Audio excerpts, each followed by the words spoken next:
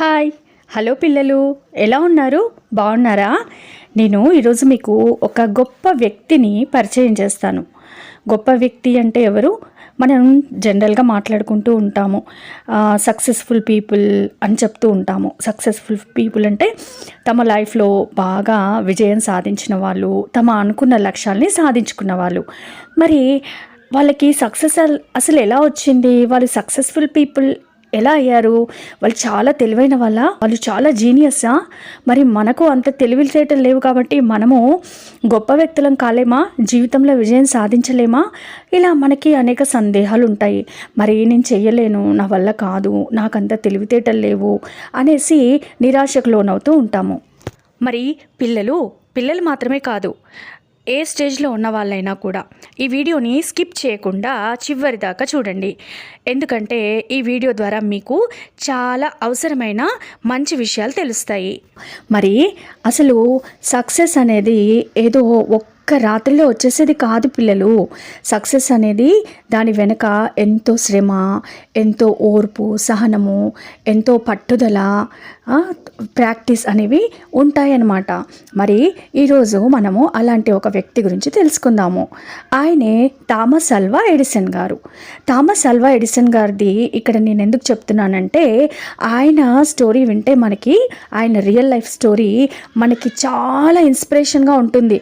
అంటే ఎవరైతే తమ లైఫ్లో నేను కూడా నాకు కొన్ని స్కిల్స్ ఉన్నాయి, నేను ఇది బాగా చేయగలుగుతాను, నాకు ఈ గోల్ ఉంది, నేను ఇది అవ్వాలనుకుంటున్నాను, నేను ఇది సాధించాలనుకుంటున్నాను, కానీ నేను చేయగలనా లేదా, నాకంతా తెలివితేటలు లేదు, నాకన్నా ఎక్కువ జీనియస్ పీపుల్ ఉన్నారు, నేను ఏది సాధించలేను అని జనరల్గా ఆలోచిస్తూ ఉంటాము.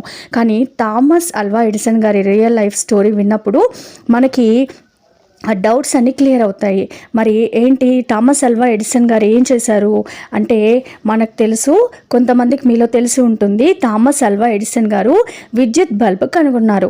విద్యుత్ బల్బ్ అంటే ఆయన ఫస్ట్ ఈయనని ఫాదర్ ఆఫ్ టెక్నాలజీ అని కూడా అంటారనమాట. మొట్టమొదటిసారిగా విద్యుత్ బల్బ్ని కనుక్కున్న వ్యక్తి. మరి థామస్ అల్వా ఎడిసన్ గారు గురించి మనకేంటి మోటివేషను, ఇన్స్పిరేషను అంటే, ఆయన విద్యుత్ బల్బుని కనుక్కునే క్రమంలో ఎన్నోసార్లు ప్రయత్నం చేస్తూ ఫెయిల్ అవుతూ మళ్ళీ ప్రయత్నం చేస్తూ మళ్ళీ ఫెయిల్ అవుతూ మళ్ళీ ప్రయత్నం చేస్తూ మళ్ళీ ఫెయిల్ అవుతూ అలా 10,000 టైమ్స్ ప్రయత్నం చేశారంట.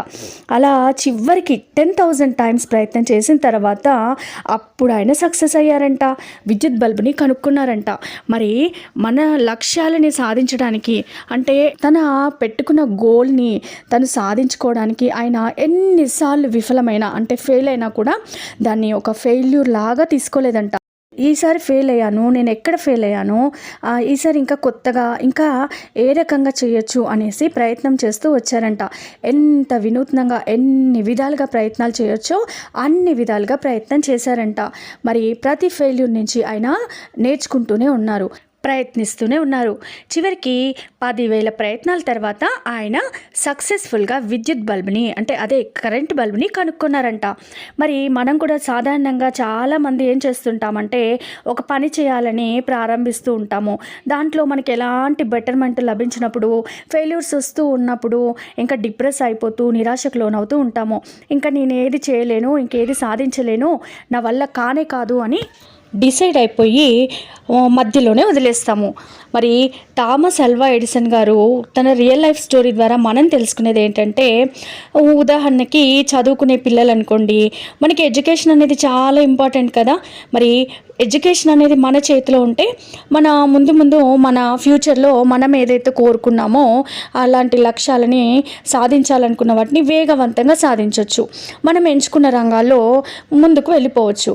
మరి చదువు నేర్చుకునేటప్పుడు చిన్నపిల్లలైతే ఒకసారి మనం అనుకుంటూ ఉంటాము, ఒకసారి చదివి వదిలేసి ఇంకా నాకు రావట్లేదు అని చెప్పి బుక్స్ పక్కకు పెట్టేయడం జరుగుతుంది. ఇంకా నాకు తెలివి లేదు, వేరే పిల్లలైతే బాగా చదువుతున్నారు, వాళ్ళకి చాలా తెలివి ఉంది, నాకే లేదు అనేసి మధ్యలో వదిలేస్తారు. కొన్ని కాన్సెప్ట్స్ కష్టంగా అనిపిస్తాయి. మరి చిన్నపిల్లలు అనుకోండి, అప్పుడే చదువుకుంటున్న సమయంలో మనం బాగా చదవడము అంటే ఫ్లూయెంట్గా రీడింగ్ చేయడము, తప్పులు లేకుండా రాయడం అనేది ముందు నేర్చుకోవాలి. తర్వాత బేసిక్ మ్యాథమెటికల్ కాన్సెప్ట్స్ ఉంటాయి, మరి వాటి మీద కూడా మంచి పట్టు సాధించాలి. మరి దీన్ని సాధించే క్రమంలో ఏం చేస్తూ ఉంటారంటే నాకు రాదు అని డిసైడ్ అయిపోయి ఇంకా నాకు రాదేమో అని చెప్పి బాధపడుతూ ఉంటారు. కానీ మనం దీనికి మరి ఇప్పుడు థామస్ అల్వా ఎడిసన్ గారు ఏం చేశారు, ఒకసారి రాకపోతే వదిలేశారా?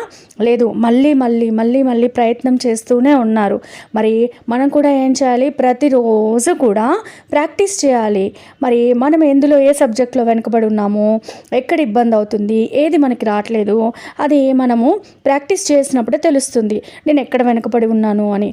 మరి అప్పుడు మనకి ఏదైతే రావట్లేదో వాటిని మన టీచర్స్ హెల్ప్ తీసుకోవచ్చు, మన పేరెంట్స్, మన ఫ్రెండ్స్ ఉంటారు, కొంతమంది బాగా చదివే వాళ్ళు క్లోజ్ ఫ్రెండ్స్ ఉంటారు, వాళ్ళ సహాయంతో మనకు తెలియని విషయాలన్నింటినీ నేర్చుకుంటూ మనం ప్రయత్నం చేస్తూ ముందుకు వెళ్తూ ఉండాలి. మరి ఇంకా నాకు రాదు అని మధ్యలో వదిలేస్తే ఇంకా మనకి ఎప్పటికీ కూడా రాదు. మరి నిరంతరం నేర్చుకుంటూ ఉండాలి, తెలుసుకుంటూ ఉండాలి, చక్కగా ప్రాక్టీస్ చేస్తూ ఉండాలి. ధారాళంగా చదవడము, రాయడము, ఇలా ప్రాక్టీస్ చేయాలి. తర్వాత చక్కగా వ్యక్తీకరించడము, ఎక్స్ప్రెస్ చేయడము, ఇలా మనము ఎప్పుడూ ప్రాక్టీస్ చేయడం ద్వారా మంచి సామర్థ్యాన్ని మనం కూడా సాధిస్తామన్నమాట. మరి క్లాస్ రూమ్లో కొంతమంది పిల్లలు ఏం చేస్తూ ఉంటారంటే టీచర్ లెసన్ చెప్తూ ఉంటే వినరు, శ్రద్ధగా వినకుండా మాట్లాడుతూ ఉంటారు, పక్క స్నేహితులతో మాట్లాడుతూ శ్రద్ధగా వినరనమాట. మరి క్లాస్ రూమ్లో ఎవరైతే శ్రద్ధగా వినరో వాళ్ళు ఏమీ నేర్చుకోలేరు. మరి ఎవరైతే శ్రద్ధగా వింటారో, టీచర్స్ చెప్పే విషయాల్ని శ్రద్ధగా సబ్జెక్ట్ని వింటారో వాళ్ళకి 50% సబ్జెక్ట్ క్లాస్ రూమ్లో నేర్చేసుకుంటారు. మరి మిగిలిన 50% వాళ్ళు ఇంటికి వెళ్ళిన తర్వాత హోంవర్క్స్ చేయడం ద్వారా రెగ్యులర్గా ఇచ్చిన హోంవర్క్ చేయడము, ఏ రోజు లెసన్స్ ఆ రోజు చదువుకోవడము, ప్రతిరోజు కూడా చదవడము, రాయడము, వాళ్ళకి ఏది రాదో అది చూసుకొని మ్యాథమెటిక్స్ స్కిల్స్ కానీ ప్రతి ఒక్కటి కూడా వాళ్ళకి ఏం రాదో తెలుసుకొని వాటిని నేర్చుకుంటూ తెలుసుకుంటూ వాళ్ళు ప్రాక్టీస్ చేస్తూ ఉంటారు. అలాంటప్పుడు ఏమవుతుందంటే మిగిలిన 50% వాళ్ళు సాధిస్తారు. మరి వినకుండా ఉన్న పిల్లలు సాధించలేరు. కానీ వినడం అనేది ఒక మంచి స్కిల్ అనమాట. ఎవరైతే చక్కగా వింటారో వాళ్ళు అన్నీ కూడా చక్కగా నేర్చుకోగలుగుతారు. కాబట్టి మీరు ముందు వినడం అనేది బాగా నేర్చుకోవాలి. తర్వాత అంటే ఇక్కడ మనకి ఎన్ని తెలివితేటలు ఉన్నాయి, మనకి ఎంత జీనియస్ అనేది అస్సలు ఇంపార్టెంట్ కాదు. మనం ఎంత ప్రాక్టీస్ చేస్తున్నామో, ఎంత ప్రయత్నం చేస్తున్నామో అనేది ఇంపార్టెంట్. ఇక్కడ మనకి వేమన గారు ఒక శ్లోకం చెప్పారు, ఏంటంటే సాధనమున పనులు సమకూరు ధరలోన. అంటే మనము సాధన చేస్తే, ప్రాక్టీస్ చేస్తే ఏదైనా సాధించవచ్చు. అంటే ముందు మనకి మన మైండ్లో ఉండాలి, ముందు నాకు ఇది రావాలి, నేను నేర్చుకోవాలనేది మన మైండ్లో మనం అనుకోవాలి. అనుకున్నప్పుడే అలా స్ట్రాంగ్గా మనం డిసైడ్ చేసుకున్నాం అనుకోండి, అలాంటప్పుడు మనం తప్పకుండా నేర్చుకొని సాధించి తీరుతాము. ఎందుకంటే మన మైండ్లో మనం గట్టిగా అనుకున్నాం కాబట్టి దాని దిశగా మనం ఆలోచించి మనం ప్రాక్టీస్ చేయడం స్టార్ట్ చేస్తాము. మరి ఏమంటారు పిల్లలు, నేను చెప్పింది మీకు అర్థమైంది కదా? మరి ఇది చిన్న పిల్లలకే కాదు, ఏ ఏజ్లో ఉన్న పిల్లలకైనా ఎవరికైనా, అంటే నాకు ఒక డ్రీమ్ ఉంది, నాకు ఈ స్కిల్స్ బాగా ఉన్నాయి, నేను ఈ రంగంలో ముందుకు వెళ్ళాలనుకుంటున్నాను, నేను సంథింగ్ సాధించాలనుకుంటున్నాను అని ఎవరైతే అనుకుంటారో ప్రతి ఒక్కరికి కూడా మీకు ఏవైతే స్కిల్స్ ఉన్నాయో వాటిని ఇంకా కూడా మెరుగుపరుచుకోవాలి. దానికి సంబంధించిన నాలెడ్జ్ అనేది పెంచుకుంటూ వెళ్ళాలి. దానికోసం నిరంతరం ప్రయత్నిస్తూ ఉండాలి. అలా చేసినప్పుడు మనం సాధించగలుగుతూ ఉంటాము. దానికి సంబంధించిన మనం ఏదైతే నాలెడ్జ్ పెంచుకోవాలి, స్కిల్స్ డెవలప్ చేసుకోవాలి అనుకుంటున్నామో సేమ్ అదే పర్పస్తో ఉన్న కొంత లైక్ మైండెడ్ పీపుల్ అంటారు, అలాంటి వాళ్ళతో మనము ఫ్రెండ్షిప్ చేయాలి. తర్వాత ఆయా రంగాల్లో మనం ఏదైతే ఎంచుకున్నామో ఆయా రంగాల్లో ఎక్స్పర్ట్స్ అయిన వాళ్ళు, నిపుణులైన వాళ్ళు ఉంటారు. వాళ్ళ సలహాలు సూచనలు స్వీకరిస్తూ ఉండాలి. అలాగే మంచి బుక్స్ ఉంటాయి, అంటే మనము ఇంకా సక్సెస్ అవ్వాలంటే ఏం చేయాలి అని చెప్పడానికి దానికి సంబంధించిన బుక్స్ కూడా ఉంటాయి. అలాంటి బుక్స్ రిఫర్ చేస్తూ ఉండాలి. నేడు మీకు ఏదైనా చాలా అవకాశాలు అనేవి ఎక్కువగా ఉన్నాయి.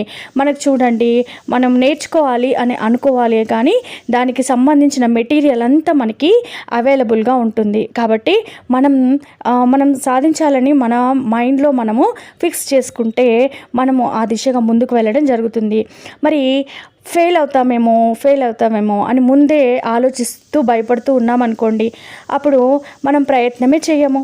మరి ఫెయిల్ అవుతామేమో అని భయపడి ప్రయత్నం చేయని వాళ్ళకంటే కూడా ఎలాంటి ఫెయిల్యూర్కి కుంగిపోకుండా, దానికి భయపడకుండా నేను ఎలాగైనా సాధించాలి అని చెప్పి ఎవరైతే ఎప్పుడూ ప్రయత్నం చేస్తూ ఉంటారో, సరైన దిశలో తమను తాము ఇంకా బెటర్ చేసుకోవాలి, నేను ఒక మంచి మార్గంలో వెళ్ళాలి అని ఎవరైతే సంకల్పం చేసుకొని ఉంటారో వాళ్ళకి తప్పకుండా విజయం లభిస్తుందన్నమాట. మరి దీనికి మనకి కొంత ఓర్పు కావాలి, సహనం కావాలి. తర్వాత కన్సిస్టెన్సీ అంటే మధ్యలో వదిలేయకూడదు, క్రమం తప్పకుండా దాన్ని ప్రాక్టీస్ చేయాలి. తర్వాత ఒక పట్టుదల కావాలి, పట్టుదలతో, సహనంతో, ఓర్పుతో ఎవరైతే ముందుకు వెళ్తారో, ఎవరైతే నిరంతరం ప్రాక్టీస్ చేస్తూ ఉంటారో, తమను తాము ఇంకా బెటర్గా చేసుకోవడానికి ప్రయత్నం చేస్తుంటారో వాళ్ళకి తప్పకుండా సక్సెస్ అనేది వస్తుందన్నమాట. మరి ఎలా అనిపించింది మీకు వీడియో? ఈ వీడియో మీలో ఏ ఒక్కరికైనా ఉపయోగపడుతుంది అనే ఉద్దేశంతో నేను ఈ వీడియో చేశాను. మరి మీకు కనుక ఈ వీడియో నచ్చినట్లయితే లైక్ చేయండి. తర్వాత మీ ఫ్రెండ్స్కి, మీకు తెలిసిన వాళ్ళకి, ఇది అవసరము అనుకున్న వాళ్ళకి షేర్ చేయండి. మరి మా ఛానల్ని సబ్స్క్రైబ్ చేసుకోండి. థ్యాంక్ యూ పిల్లలు. థ్యాంక్ యూ అందరికీ కూడా. Thank you so much.